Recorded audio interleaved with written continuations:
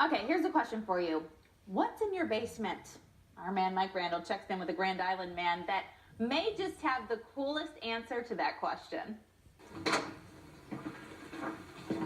Some guys turn their basements into rec rooms or man caves. John Boutte made his a museum. There's a lot to take in when you come down the stairs and see what's down here. It's not just museum-like. John's basement is an honest-to-goodness, wall-to-wall, floor-to-ceiling, incredibly awesome museum that celebrates Buffalo sports. I love Buffalo, I love history, and I love sports.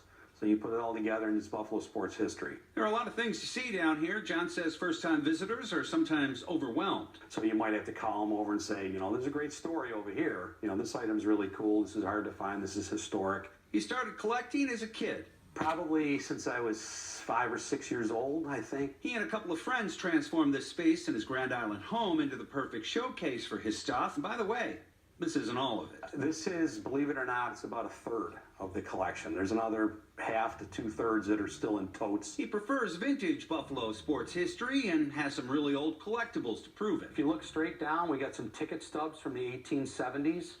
Some programs from the Bisons in the 1870s. Here's a sign a friend rescued from a dumpster and had to cut in half to fit into his car. Well, this sign used to be hung at the corner of Jefferson and Best. John has pieces from the Odd, the Rock Pile, and movie props from the Natural. There are memories from Buffalo's wrestling heyday. Christmas night, people were heading to the Odd to go see Little Abner versus Mighty Tom. He's a phys ed teacher in Wheatfield and an archivist and curator for the Buffalo Bisons, and you might say the perfect person to put together a collection like this. John says that in order for an item to end up in his collection, it has to have a story attached to it. Mike, can you not touch that? Sorry. When John looks around here, he doesn't really see things, he sees memories. You know, when I was watching the Bills at the Rock Pile for the first time, if I look at an item, that brings me right back to where I was sitting. Not many people would have the passion to put together and preserve this wonderful piece of the past. Thank goodness John Boutte did. It belongs to Western New York, and it should stay in Western New York. For the Now Buffalo, I'm Mike Randall.